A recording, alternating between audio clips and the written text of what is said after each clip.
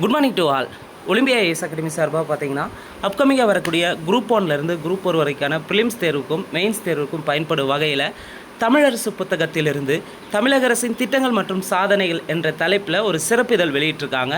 அந்த சிறப்பிதழை பொறுத்தவரையும் 2021 முதல் 2026 வரை தமிழக அரசினுடைய மிக முக்கியமான சாதனைகள், அடுத்து முக்கியமான திட்டங்கள் ரிலேட்டடான ஆர்டிகல்ஸ் தரப்பட்டுள்ளது. அதில் ஏற்கனவே நாம் 5 ஆர்டிகல்ஸை முழுமையாக பார்த்துருப்போங்க. 5 தலைப்பில் இருக்கக்கூடிய ஸ்கீம்ஸை. அந்த வீடியோவை பார்க்காதவங்க டிஸ்கிரிப்ஷனில் அதற்கான பிளேலிஸ்ட்டுக்கான லிங்க் தரப்பட்டுள்ளது, தேவையானவங்க பார்த்துக்காங்க. மேலும் புதிதாக நம்ம சேனலை பார்க்குறவங்க மறக்காமல் சப்ஸ்கிரைப் பண்ணிட்டு அந்த பெல் சிம்பிளை கிளிக் பண்ணிவிடுங்க. நீங்கள் பெல் சிம்பிளை கிளிக் பண்ணால் தான் நாங்கள் தொடர்ந்து அப்லோட் பண்ணுற வீடியோஸ் உங்களுக்கு நோட்டிஃபிகேஷனாக வரும். இந்த வீடியோவை பொறுத்தவரையும் மாற்றுத்திறனாளிகளின் நலனுக்காக சமீபத்தில் மேற்கொண்ட முக்கியமான அம்சங்கள், முக்கியமான திட்டங்களை பார்க்கலாம். நிச்சயமாக நமக்கு மாற்றுத்திறனாளிகள் ரிலேட்டடான கொஸ்டின்ஸ் ஆல்ரெடி டிஎன்பிசி எக்ஸாம்ஸில் ரிப்பீட்டடாக கேட்குறாங்க. இந்த ஏரியாவும் எக்ஸாம் பாயிண்ட் ஆஃப்ல ரொம்ப ரொம்ப முக்கியமானது. வீடியோஸை முழுமையாக பாருங்கள், குறிப்பெடுத்து வச்சுக்கோங்க. மாற்றுத்திறனாளிகளில் மிக முக்கிய சிறப்பம்சமாக ரீசெண்டாக என்ன பண்ணியிருக்காங்கன்னா, ஆட்சி அதிகாரத்தில் இதுக்கு முன்பு பார்த்திங்கன்னா மாற்றுத்திறனாளிகளுக்கு உள்ளாட்சி அரசாங்கத்தில் வாய்ப்பு தராமல் இருந்தாங்க. இப்போ என்ன பண்ணியிருக்காங்கன்னா, உள்ளாட்சி அமைப்புகளில் நியமன பதவிகளை அவர்களுக்காக உருவாக்கியிருக்காங்க. ரொம்ப ரொம்ப முக்கியமானது. அதற்கடுத்து 2025 டெக் ஃபார் ஆல் 2025 என்ற பெயரில் மாற்றுத்திறனாளிகளுக்கான தொழில்நுட்ப உதவி உபகரணங்கள் அறிமுக கண்காட்சி சென்னையில் நடைபெற்றது. இந்த கண்காட்சியினுடைய மிக முக்கியமான சிறப்பம்சம் என்னென்னா, மாற்றுத்திறனாளிகளுக்கு டிசேபிள்டு பர்சன்ஸ்க்கு உதவக்கூடிய, அவர்களுடைய அன்றாட வாழ்க்கையில் கல்வி, வேலைவாய்ப்பு போன்றவற்றில் உதவக்கூடிய சாதனங்களை பற்றிய எக்யூப்மெண்ட்ஸ், அவர்களுக்கு பயன்படக்கூடிய எக்யூப்மெண்ட்ஸ் ரிலேட்டடான ஒரு கண்காட்சி தான் தமிழக அரசு மேற்கொண்டிருக்காங்க. இது வெறும் சென்னையில் மட்டும் நடத்துகிறாங்களான்னா கிடையாது. சென்னையில் முதல் முறையாக நடத்தியிருக்காங்க. அடுத்து ஒவ்வொரு டிஸ்ட்ரிக்ட்லேயும் இதை படிப்படியாக இன்க்ரீஸ் பண்ணுவாங்க. இது போன்ற கண்காட்சியை எல்லா மாவட்டங்களிலும் தமிழ்நாடு முழுவதும் செயல்படுத்தப்படும் சொல்லியிருக்காங்க. அடுத்து தமிழ்நாடு அரசினுடைய மாற்றுத்திறனாளி நலத்துறை உலக வங்கி நிதியுதவியுடன் செயல்படுத்தும் முக்கிய முயற்சியை தமிழ்நாடு ரைட்ஸ் திட்டம். ஆல்ரெடி இந்த தமிழ்நாடு ரைட்ஸ் திட்டத்தை பற்றி டிஎன்பிசியில் எக்ஸாமில் கொஸ்டினாக கேட்டிருக்காங்க. இந்த தமிழ்நாடு ரைட்ஸ் திட்டத்தினுடைய மிக முக்கியமான நோக்கம் என்னென்னா, மாற்றுத்திறனாளிகள் கடைசி கட்டம் வரை அரசின் சேவைகளை எளிதாக பெற வேண்டும். ஸோ இது யார் யார் உதவியோட? தமிழ்நாடு அரசு, மாற்றுத்திறனாளி நலத்துறை, வேர்ல்டு பேங்க் நிதி உதவியுடன் செயல்படுத்தக்கூடிய ஒரு திட்டம் தான் தமிழ்நாடு ரைட்ஸ் திட்டம். மிக முக்கியமாக மாற்றுத்திறனாளிகள் கடைசி கட்டம் வரை தன்னுடைய சேவைகளை எளிதாக பெறுவதற்காக ஏற்படுத்தப்பட்டுள்ளது. இத்திட்டத்தினுடைய மைய கருத்துன்னு எடுத்துக்கிறோங்கன்னா, சமூக பாதுகாப்பு அமைப்புகளை வலுப்படுத்துதல், உள்ளடக்கம், அணுகல் தன்மை, வாய்ப்புகள் ஆகியவற்றை மேம்படுத்துதல். அடுத்து மாற்றுத்திறனாளிகளுக்கான உதவி மையமாக விழுதுகள் என்ற ஒரு அமைப்பை ஏற்படுத்திக்கிறாங்க. இந்த விழுதுகள் எதுக்காக பயன்படுதுன்னா, மாற்றுத்திறனாளிகளுக்கான மறுவாழ்வு உதவி உபகரணங்கள் மற்றும் பிற உதவிகளை ஒரே இடத்துல வழங்குவதை நோக்கமாக கொண்டு செயல்படுவதுதான் இந்த விழுதுகள் அமைப்பு. குறிப்பாக அதற்காக ஆரம்ப நிலை இடையீட்டு மையங்களை வலுப்படுத்தி விழுதுகள் என்ற ஒருங்கிணைந்த சேவை மையங்களாக மாற்றியமைக்க இருக்காங்க. இது மாற்றுத்திறனாளிகளின் உரிமைகளை மேம்படுத்துவதற்கும் அவர்களின் வாழ்க்கை தரத்தை உயர்வதற்கும் தமிழ்நாடு உரிமைகள் திட்டத்தின் கீழ் செயல்படுத்தப்படுகிறது. அப்போ விழுதுகள் அமைப்பு என்பது எந்த திட்டத்தின் கீழ் செயல்படுது? தமிழ்நாடு உரிமைகள் திட்டம், ரைட்ஸ் திட்டத்தின் கீழ் தான் செயல்படுது. இந்த விழுதுகள் அமைப்பில் மாற்றுத்திறனாளிகளுக்கு உடல், மனம் தொடர்பான மறுவாழ்வு தேவைகளை பூர்த்தி செய்யும் முதல் ஒருங்கிணைந்த சேவை மையம், மாற்றுத்திறனாளிகளுக்கான உடல் அளவில், மனதளவில் தொடர்பான மறுவாழ்வு தேவைகளை பூர்த்தி செய்யும் முதல் ஒருங்கிணைந்த சேவை மையம் சென்னையில் கண்ணகி நகரில் அமைச்சிருக்காங்க. ரொம்ப ரொம்ப முக்கியமானது. அப்போ மாற்றுத்திறனாளிகளுக்கான உடல், மனம் தொடர்பான மறுவாழ்வு தேவைகளை பூர்த்தி செய்யக்கூடிய முதல் ஒருங்கிணைந்த சேவை மையம் எங்கு தொடங்கப்பட்டுள்ளது? சென்னை. எக்ஸாக்ட் பிளேஸ் பார்த்திங்கன்னா கண்ணகி நகர். இந்த சேவை மையத்தில் என்னென்ன பண்ணுறாங்கன்னா, சிறப்பு கல்வி, கண் பார்வை அளவியல், கேட்டல், பேச்சு பயிற்சி, பிசியோதெரப்பி, செயல்முறை, உளவியல் ஆகிய 6 மறுவாழ்வு சேவைகளும் ஒரே இடத்துல வழங்குறாங்க.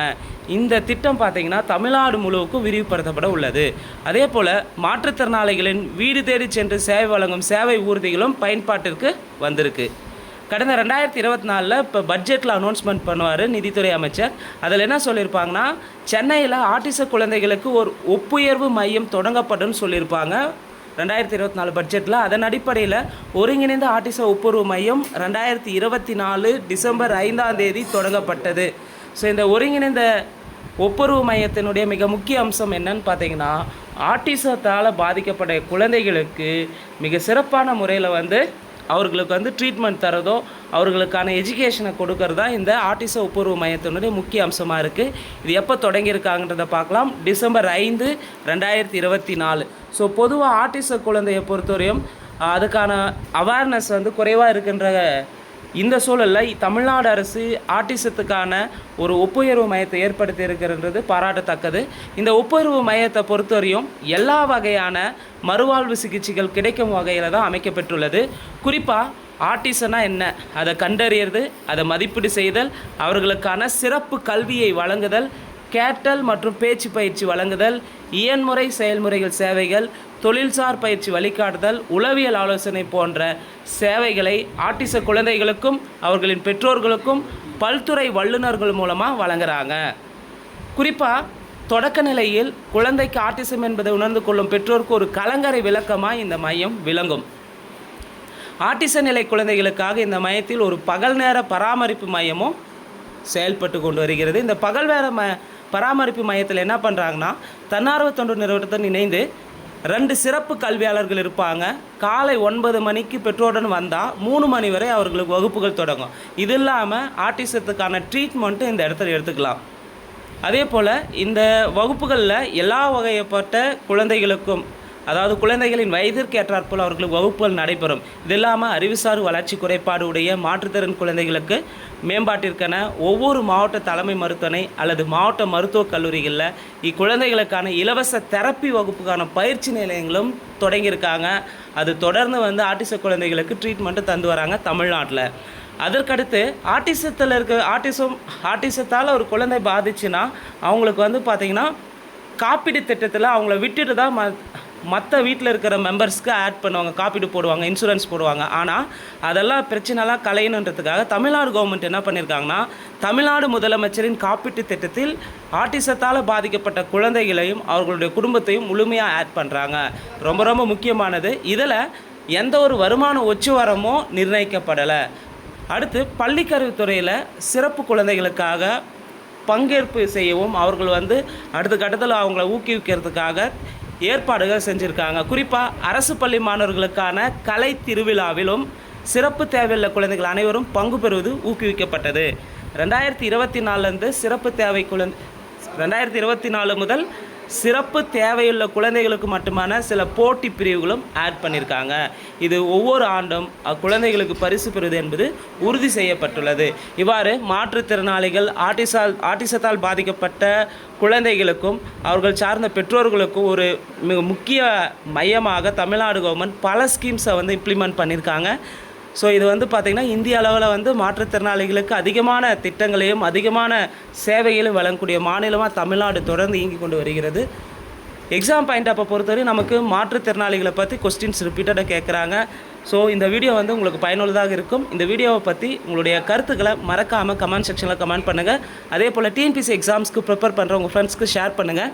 நம்ம ஒலிம்பியா ஐஏஎஸ் அகாடமி சார்பாக ப்ரீவியஸ் இயர்ஸ் கொஸ்டின்ஸ், அதாவது ரீசெண்டாக நடந்த ப்ரீவியஸ் கொஸ்டின்லேருந்து லாஸ்ட்டாக இதுவரை ஒரு 2010 வரை இருக்கக்கூடிய ப்ரீவியஸ் கொஸ்டின்ஸ் ரிலேட்டடாக ஒவ்வொரு டாப்பிக்லையும் தினசரியாக வந்து தேர்வுகள் நடத்தப்படும். இந்த தினசரி தேர்வை பொறுத்தவரை முழுக்க இலவசமாக வழங்கப்படுகிறது. இந்த இலவச ப்ரீவியஸ் இயர்ஸ் கொஸ்டின் டெஸ்ட்டில் கலந்து கொள்ள விருப்பம் இருக்கிறவங்க டிஸ்கிரிப்ஷனில் டெலகிராம் சேனலுக்கான லிங்க் தரப்பட்டுள்ளது. தேவையானவங்க ஜாயின் பண்ணிக்கோங்க. அதே போல் குரூப் 1க்கான ப்ரிலிம்ஸ்க்கான இலவச மாதிரி தேர்வும் ஒவ்வொரு சண்டேவும் வழங்கப்பட்டு வருகிறது. அதில் ஜாயின் பண்ண விருப்பம் இருக்கிறவங்க டெலகிராம் சேனலுக்கான லிங்க் தரப்பட்டுள்ளது. தேவையானவங்க ஜாயின் பண்ணிக்கோங்க. நன்றி, வணக்கம்.